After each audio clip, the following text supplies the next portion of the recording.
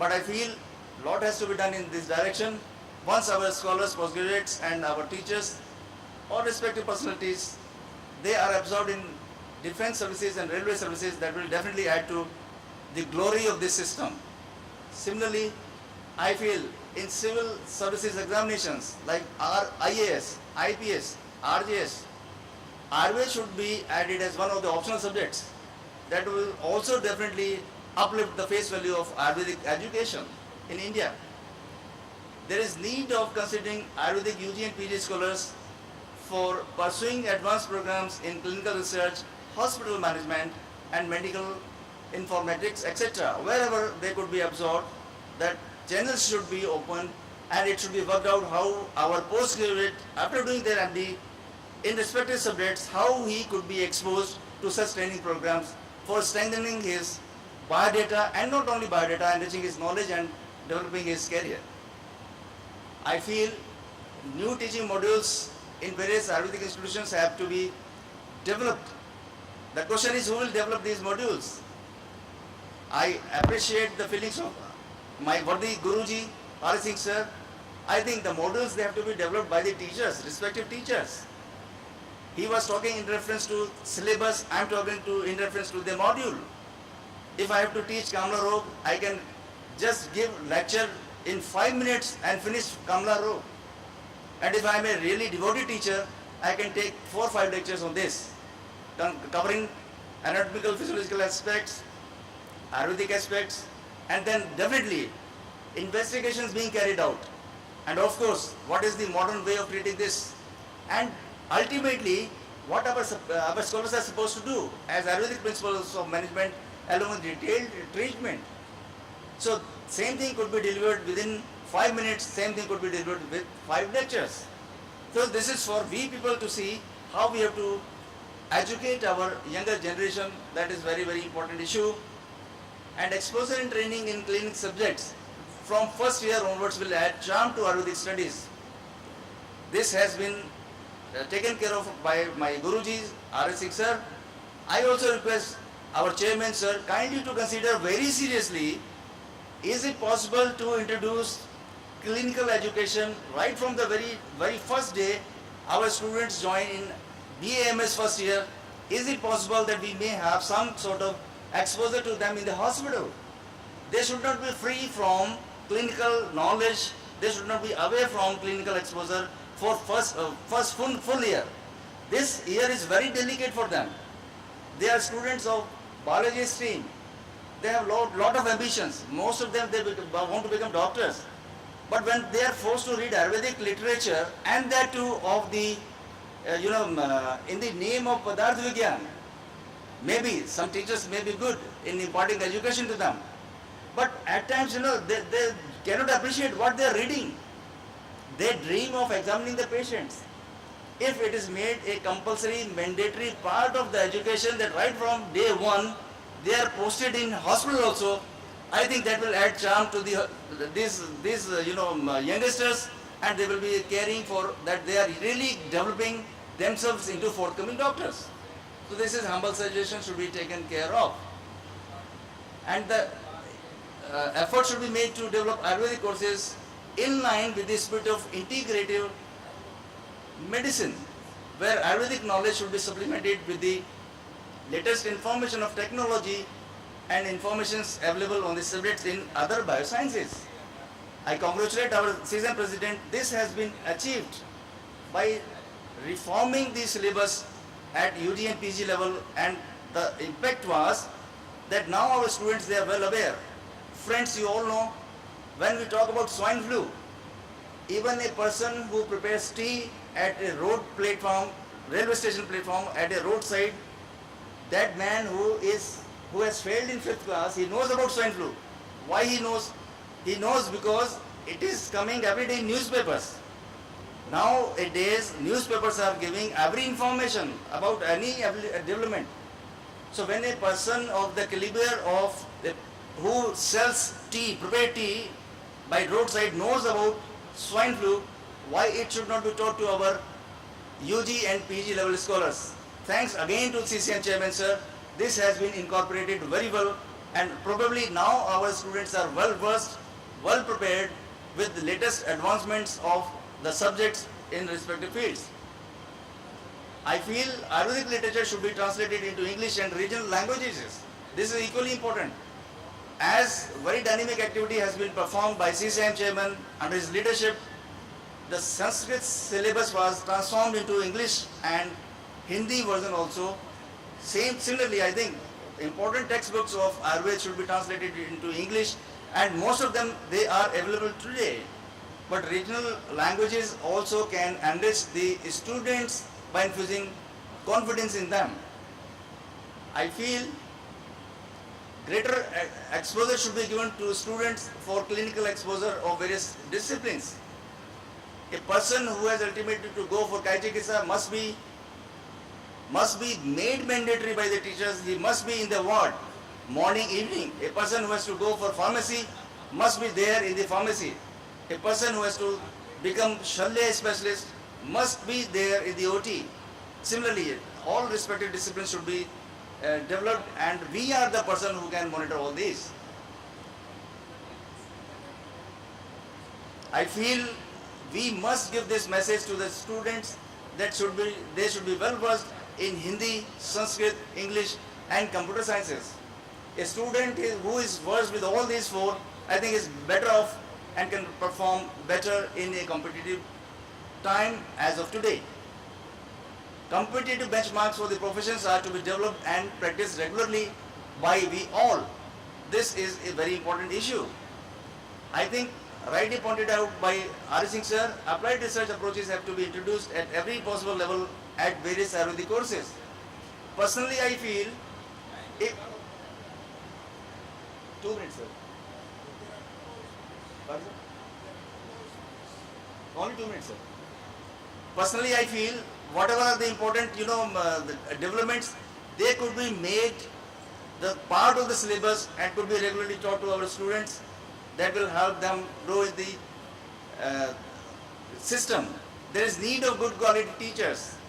A good quality teachers having the excellent communication skills should be promoted for this job. And I feel a teacher has to prove himself as a role model. What he does, students follow exactly the same. So he has to prove himself as a role model. And I feel certain very important personalities, the characters what one teacher must have: devotion, dedication, perfection in the knowledge, discipline, honesty. Everybody knows, but they have to incorporate it in our students. Similarly, there is need of time management and work culture. This has to be taught to our students, and ultimately we have to see ourselves first how this can be transformed in our students. Similarly, I feel national eligibility test, NET-like mechanism should be developed for selecting good teachers in various institutions. Paramedical education, quality standard and the level, it should be harmonized and should be given at equal parameters at all centers. Similarly, education on cultivation and medicinal plants for growing good quality of herbs should be encouraged. Pharmacy education for various courses should also be given. So ultimately what I wish to share with you all is, for standardizing, improving and globalization of Ayurveda, the status of imparting Ayurvedic education in India and globally, the existing system of education needs reforms, complete reviewing and gross modifications at grassroots levels through deliberations and exchange of thoughts of academicians, educationists and policymakers in the form of national conferences, interactive workshops, symposia and cross-country exchanges of views, etc., to be able to produce skillful, resourceful and knowledgeable Ayurvedic personnel. Thank you very much. Areas and lacunae in the educational system of Ayurveda. Not only that, you've also suggested some really tangible and novel solutions to the problems. Thanks a lot. And now invite our next panel member, Dr. Milind Patil sir. Sir has requested me. I had a long list of biodata in favor of sir, but he's requested that I should only say, sir will speak his mind to the audience and share his ideas about education in Ayurveda. I request sir to kindly come on the podium.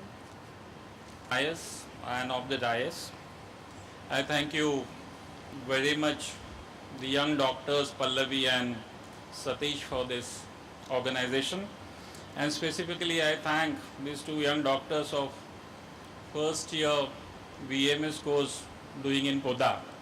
Okay, I will not talk much. I will finish in fact in 5 minutes. When we think of education, just look at the book here, Charak Samhita. How do we start? Athato dirgam jivitiyam adhyayam vakhyasamaha. Understand the word of meaning vakhyasamaha. If you go to the Chakrapani Tika, vakhyasamaha is vividaihi prakaraihi आशिष्य बोधोत्पत्ते है ख्यासामहा. जब तक बालक के मन में वो विषय पक्का बैठ नहीं जाता है तब तक विविध प्रकार से by giving various examples you have to make the student understand the subject. Okay, if this is how we do it, we teach, and if this is how we teach all 120 chapters, last adhyay यस्य द्वादश सहस्त्री हृदि तिष्ठति संहिता सो अर्थज्ञः स विचारज्ञः चिकित्सा कुशलस्य सः. बस खत्म हो जाती है बात. This is what education is. The person, the student who is taking knowledge should understand the subject. Okay, and how do I do that? My first year class, my first lecture to new students is to ask them to close their eyes. They close their eyes and I just say Aishwarya Rai. They close their eyes. They don't understand why a senior person like Dr. Milind Patil is asking me to talk about Aishwarya Rai. But then I make this experiment every year, day in, day out, in front of my students. And when they say Aishwarya Rai, Artha Vidyan important this way. Pada is left brain, Artha is right brain, Pada is language, Artha is image. So they have to visualize the subject. That is very important. And that's what Padartha Vidyan teaches. Okay, Padartha Vidyan teaches critical thinking. Okay, somebody talked about sharing success stories. Okay, if a Padartha Vidyan student reads this success story, he will think that this is nothing but Swarthanuman. But then if I have to share this information with the global audience, I have to publish my study in British Medical Journal or New England Journal of Medicine or JAMA or whatever that is, then we have to put everything in Pararthanuman format. Pratidnya, Hetu, Udaharan, Upanay and Nigaman. So if you want to do wonders in Ayurvedic education, friends, don't forget Sanskrit, don't forget Padartha Vidyan, Pada, left brain, Artha, right brain, and when you take into account the principles and the tenets of Padartha Vidyan while teaching Ayurveda, I think you teach your subject in a whole brain fashion, right brain learning as well as left brain learning. Think of the word Atisar. A simple, small, chota sa shabd hai, pad hai, Atisar. Then make that person visualize what Atisar is. Lot of fluid is going out of the body. Make that student understand what is the body made up of. If body is made up of 65% of water, and if that water is going out, then what is happening to the hydration of the body? Only yesterday in Times of India, there was a study published that a student going for the examination, if he drinks water, tea, coffee, he does well in the exams. Just because hydrated state makes him think in a right form, right pattern, right way, and he does well in examination. So, Atisar, some fluid is going out of the body. Make the person understand the meaning of Atisar, the word, and let his right brain imagine. When the right brain imagines, he will think that, array, 65% of my body is made up of water. That water is being lost in the diarrhea. So what must happen to the hypertension? What must happen to the blood volume? What must happen to the solutes and solvents? And what must be happening to the brain which is not receiving glucose in a quite proportionate matter? Okay, if this is how we think of Pada and Artha, and if we make that person understand Padachhedaha, Padarthokti, Vigraha, Vakya Yojana, so I think we really will do well. As a preparation for this lecture, I found some article published in 2012. The title is very good. The good student is more than a listener. Students, please expect more and more from your teachers. You are more than a listener.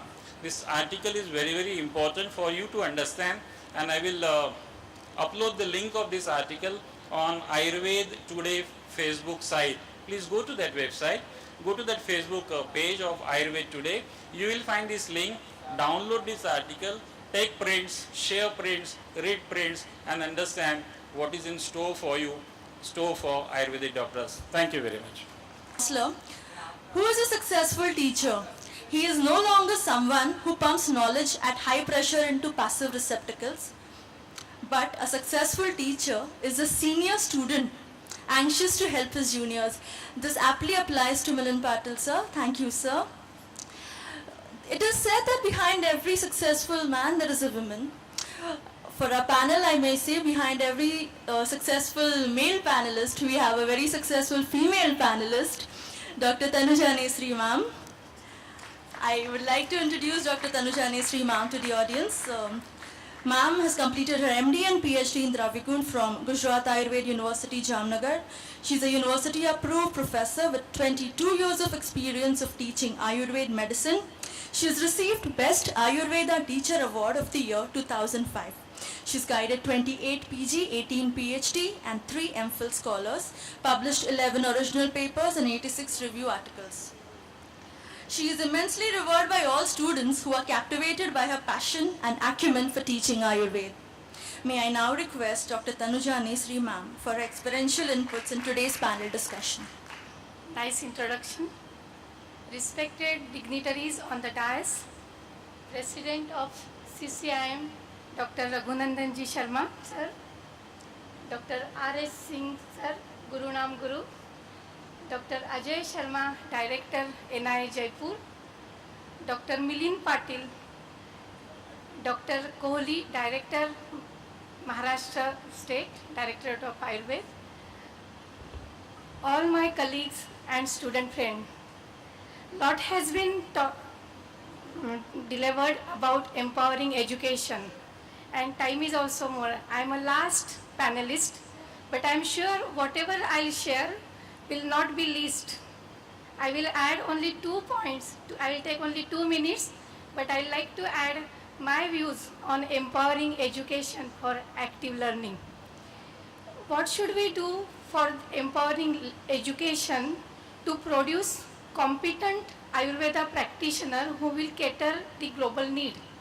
That was the question before me as a teacher. Because when I shared my views with my 6 students who are university toppers, and I have an opportunity to be a principal of a very renowned institution in Ayurveda, Tilak Ayurveda College, not because this institution produces the students who are university toppers, but this institution has produced Ayurveda practitioners who are practicing Ayurvedic medicine across the globe. So what is the difference in this institution, what we are giving to our student? That I was thinking and I was sharing with my students. So what I thought, that our students take admission to Ayurveda course not because they want Ayurveda education, but they want a degree of medical profession, and they don't seek admission to MBBS. That's why more than 95% students, they seek admission to Ayurveda course. And now our challenge is to empower them with the Ayurvedic fundamentals. Those who want education for MBBS, now our challenge is to empower them with the Ayurvedic fundamental theory and practices. This is the challenge in the first year. Now how do we solve it? How do we empowering? Like all our dignitaries on the dais, they shared that we have to develop faith in the fundamentals of Ayurveda right from the beginning. How do we do that? In the 12th class, they have physics, chemistry, biology background. And when I enter in the first year class, the word bhoot bhoot, वो सुन के ही मुझे भागने का मन हो गया था. Because all our Padartha Vignan teacher, they used to tell about Panchamahabhut in the first class, and I had physics, chemistry, biology background. So then what should be the solution? Actually, the fundamentals of Ayurveda should be taught by most experienced practitioner. That is my that is my submission, because Ayurveda has three components: Tattva, Shastra and Vyavahar. Vyavahar is a clinical practice. Shastra is a Samhita text, and the justification of our efficacy in clinical practice is only given by the Tattva, Panchamahabhuta. And that correlation of Tattva, Shastra and Vyavahar can be taught to first year student only by successful Kai Chikitsa practitioner. So my humble submission is to the very first year student, a very experienced practitioner, he teaches the relevance of fundamentals. I think that will solve the riddle. That is my first submission. The second submission is, there is one subject called as Ayurveda का इतिहास, जिसमें पढ़ाते हैं हम सुश्रुत ने rhinoplasty की, अश्विनों ने क्या किया, लेकिन हमारे स्टूडेंट को ये चाहिए पिछले 100 साल में किसने रिकंस्ट्रक्टिव सर्जरी की, किसने सक्सेसफुल चिकित्सा की. तो हमारा ये सबमिशन CCIM प्रेसिडेंट सर को है कि text book should be reform, like RX Singh sir ने कहा कि new knowledge base should be created. तो